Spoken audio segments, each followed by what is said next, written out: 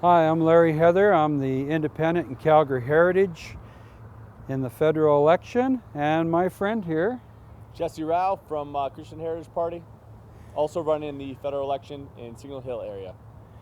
If you're an independent or a member of one of the smaller parties in the election, you don't always get very much media exposure, and you kind of wonder why that is. And it's kind of clouding over right now here in downtown Calgary, but it is getting darker and darker as far as democratic exposure of the smaller parties and independents during an election.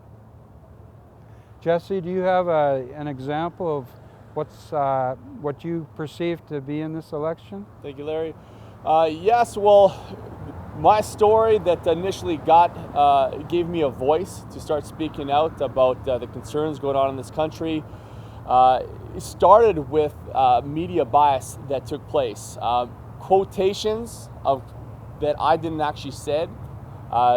There's perception that the media puts out about a story that skews the person before the person's view before they even get to watch it. So already, just based on a title and a few words said, people are being told what to think about it. So there's just enough truth in there that people are fooled. Yeah, it's getting darker, and they want to keep people in the dark. They don't want to shed the light on the truth of the story. And really, the truth was more compelling. The truth is more exciting. But that's not where this country is going. This country is going in an area where only one view is allowed to be promoted, and all other views must be pushed aside. So, in protest to that, I decided to become a even louder voice and to do my best in getting the true story out and speaking up for the voiceless. First it was me, now I'll speak up for others. Thank you. And one of the things you notice that changes from election to election, the very, very short space given to the description and profiles of the candidates, very little time. Sometimes they even drop candidates out of profiles in the newspaper and act as if they don't even exist. And for this year, for the first time, 2015, after nomination day, both newspapers in Calgary neglected to print the full registry of candidates after nomination day. So people are really given no warning, no notice as to who is actually running in their area. They have to look it up on electionscanada.ca or other places, but the media are not helping the democratic process by constantly focusing on the battle between the three leaders, sometimes four, on their election debates and in the daily media coverage.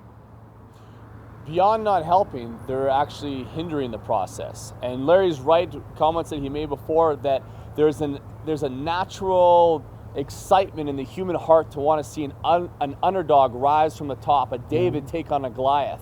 And that can take place, but the people need to be vigilant in wanting to have the truth. If people are vigilant and want a fair fight, then they can see a true underdog rise to the top, take out the Goliaths, and it's going to be powerful and exciting and beneficial for the country if that takes place. And people are starting to get upset. They are starting to become aware of this propaganda as it gets thicker.